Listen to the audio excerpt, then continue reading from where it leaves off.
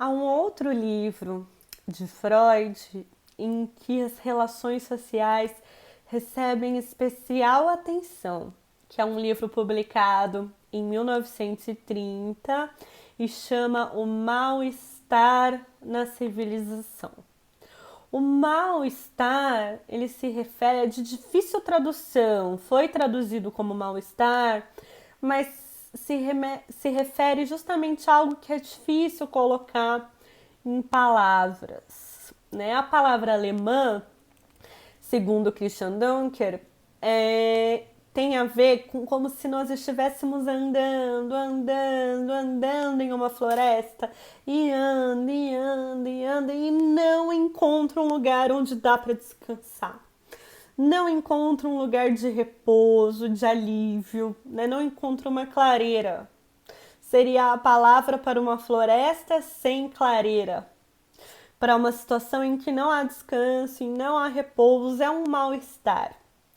E aí o Freud vai perceber, né? Ele vai discutir o quanto nossos ideais de felicidade, os nossos ideais do que é ter uma vida feliz, os nossos ideais do que é viver juntos, eles não se concretizam.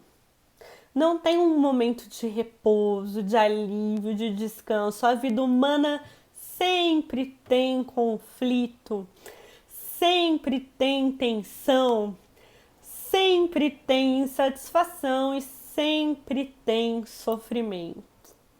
O livro Mal-Estar na Civilização vai dizer como é inescapável os sofrimentos. E mesmo a felicidade, o prazer que são tão importantes para a gente, o Freud fala da ironia, que é o quanto o prazer, para ser prazer, ele geralmente é derivado de um momento breve, né, de um estado temporário. Quando uma situação se prolonga muito, não é prazer, geralmente, o que se sente, mas um certo tédio. Então, nós extraímos prazer de experiências breves. Já o sofrimento, ele é bem mais difícil, né, de sair da nossa vida. Enquanto o prazer vem de vez em quando, o sofrimento vem sempre, né? Parece bem pessimista essa visão, mas na verdade o que Freud está buscando é um olhar honesto para como são as nossas experiências e um olhar honesto para o que nos leva a viver juntos e o que precisa acontecer subjetivamente, o que precisa acontecer psiquicamente para que as pessoas vivam juntas, né? Um processo é a gente abrir mão de grande parte da nossa agressividade, de grande parte dos nossos desejos sexuais. Para viver, a gente não pode agredir quem nos incomoda, nem agarrar quem nos desperta desejo, porque senão ninguém conseguiria conviver. Tanto a agressividade quanto a sexualidade, elas são contidas para que as pessoas vivam juntas. Há aí uma grande dose de renúncia. Freud, então, está falando o que é necessário para que as pessoas vivam juntas, né? Mas o que eu queria focar nesse vídeo é quando Freud fala das questões do mal-estar e ele fala das fontes de sofrimento. Quais são as principais fontes de sofrimento na nossa vida? Freud menciona, eu vou colocar o trechinho aqui abaixo, 3 fontes de sofrimento.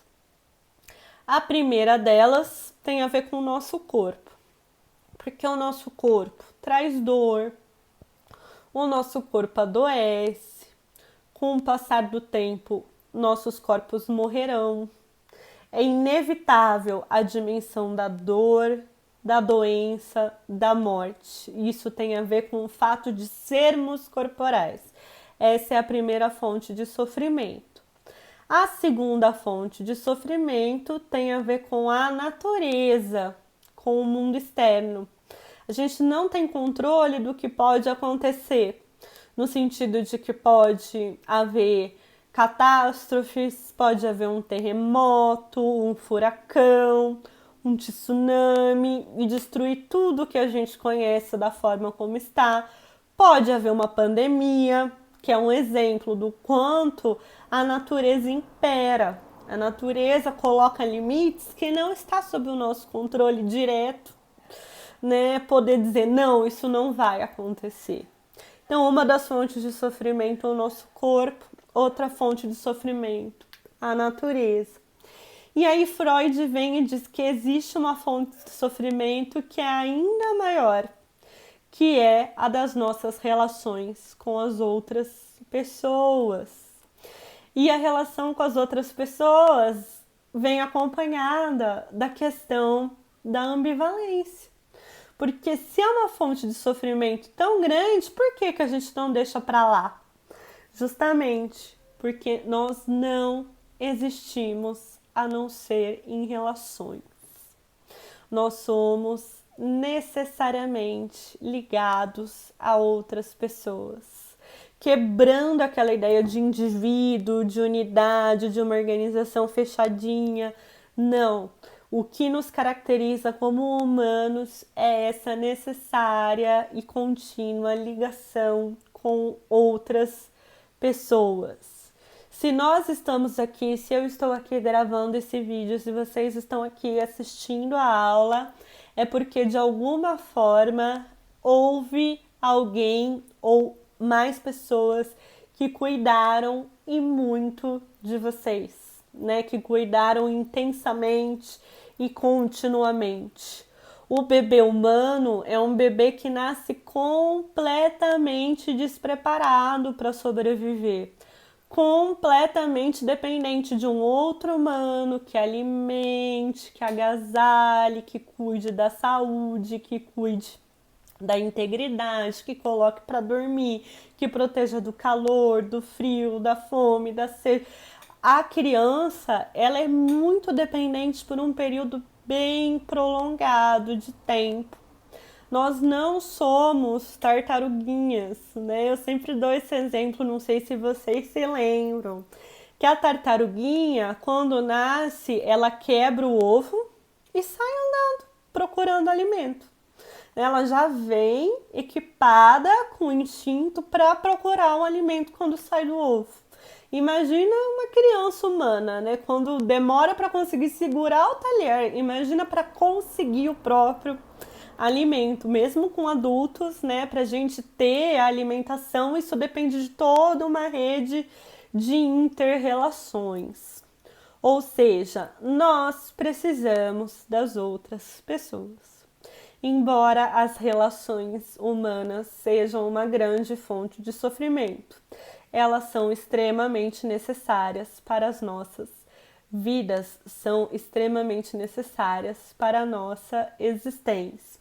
E aí vem esse conceito fundamental, com ele eu concluo a aula, que é o conceito de desamparo, né? Às vezes as pessoas veem a sensação de fragilidade, de vulnerabilidade como uma falha, um defeito, uma falta a ser corrigida. Existe um ideal hoje de autossuficiência. Eu me basto, eu sou mais eu dou conta, eu consigo, querer é poder, pensar positivo. A psicanálise vem e diz não. Nossa condição humana é uma condição de desamparo. É uma condição em que desde o início das nossas vidas, nossa vida é totalmente dependente das outras relações humanas. Os graus de dependência e as formas de dependência mudam, mas não há algo que nos dê certezas, não há algo que nos dê garantias, não há algo que venha como uma solução para o sofrimento, algo que você possa dizer, eu sou mais eu me basto, tudo certo, eu controlo, eu escolho. Não, há muitos limites no que está ao alcance das nossas escolhas. muitos limites no que está ao alcance do nosso controle, muitos limites da nossa fantasia de onipotência, de eu posso tudo, se eu quero eu consigo. Nós somos seres marcados pelo desamparo. E pensar nas relações sociais é pensar nesse desamparo, nessa experiência de não ter certezas, não ter garantias, não ter uma forma correta para seguir, para fazer, a ver a vulnerabilidade como algo que faz parte de nós. Hoje, então, nossa primeira aula da matéria de psicologia institucional. A proposta foi rever alguns conceitos de psicanálise.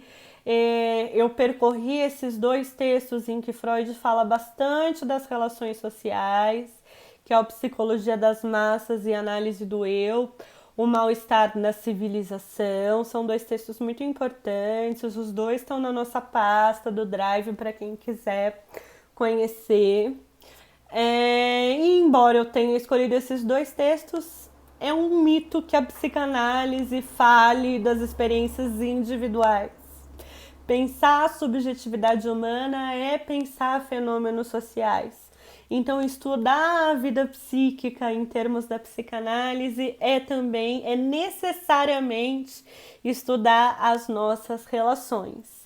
E essa é a ideia da nossa aula de hoje, que a gente não estuda psicanálise sem estudar relações.